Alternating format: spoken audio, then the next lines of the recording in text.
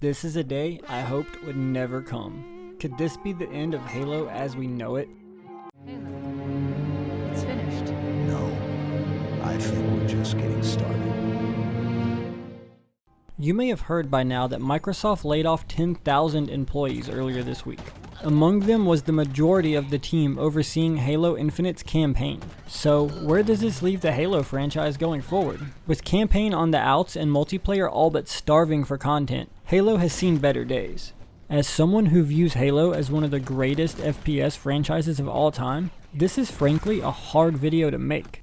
But it's the sad reality of Halo's current situation.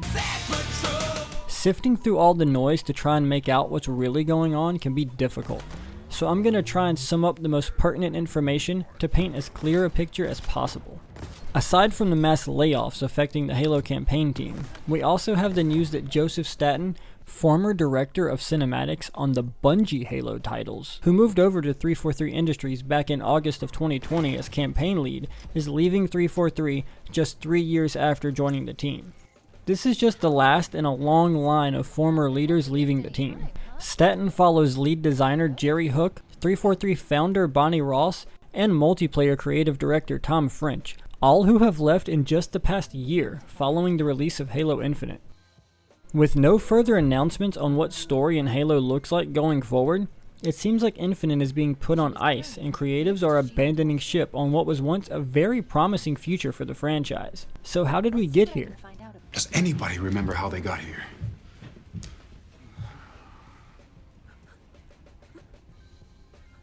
It's a friend. By now, it's no secret that Halo Infinite had a rocky development. After its initial gameplay showing was poorly received back in 2020, Joseph Staten was brought in to try to reshape and patch up what he could of Infinite before its release in holiday of 2021. And although it went on to review quite well, the honeymoon phase didn't last very long, and soon enough, fans were upset with 343's treatment of Halo once again. We know that the fanbase has been critical of the series since 343 took over following Bungie's departure from Halo after the release of Reach back in 2010. But despite the poor reception, the team at Xbox has always retained its bullish outlook and maintained Halo's seat at the head of the Xbox table. But now, for the first time since 2001, it seems Halo might not be as high a priority as it once was for Xbox, at least not in its current form. Now, the most likely explanation for Halo's current woes is poor management, and a case of a huge company attempting to oversee a massive franchise and getting in its own way in the process. Former devs have came out with some very telling information in the past few days that gives us a small glimpse inside the 343 machine. This gives us a hint as to what may have been going on behind the scenes.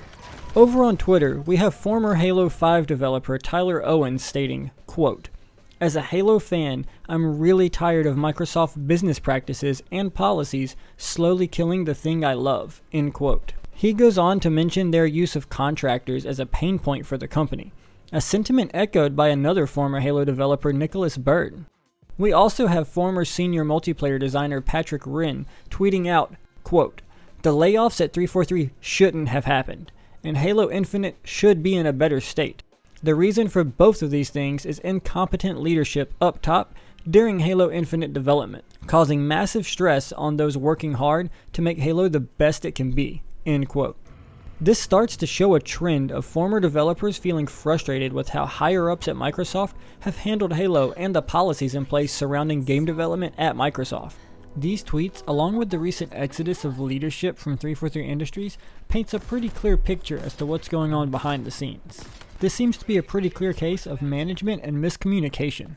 Hopefully this is an issue relegated to 343 Industries and not something we see bleed over into other studios. So then, what's next? What could Xbox do to put Halo back on track? We all know and love Phil Spencer. He's proven to be a great head of Xbox coming out of the Xbox One generation. But perhaps the Xbox division should take a step back and assess what does and doesn't work when it comes to first-party development. It seems the studios that have more recently joined the Xbox team have fared far better when it comes to working under the Xbox umbrella. Could this be due to a more hands-off, if it's not broke, approach to the new studios? Or is it just that the higher-ups know how important Halo is to the Xbox brand, and that just happened to lead to a one-off case of overmanagement? Whatever the case, it seems clear that this is a critical point in time for the franchise. Halo Infinite had some really good aspects. I really had a good time with it overall. I enjoyed some of the changes to campaign, and it's been my favorite multiplayer since Halo 3. But as much as it pains me to say, if they can't get Infinite to where it needs to be, maybe Xbox should let the franchise rest for a bit. Focus on fixing issues caused by the evident mismanagement, and then have another go with the different revamped Halo under a new team with a fresh concept for the series, whether at 343 or elsewhere. So what do you think is best for Halo going forward? And how do you feel Xbox can get back to where we once were? Those days on Blood Gulch and Zanzibar were great. Hopefully it won't be too long before we can get back to more of that.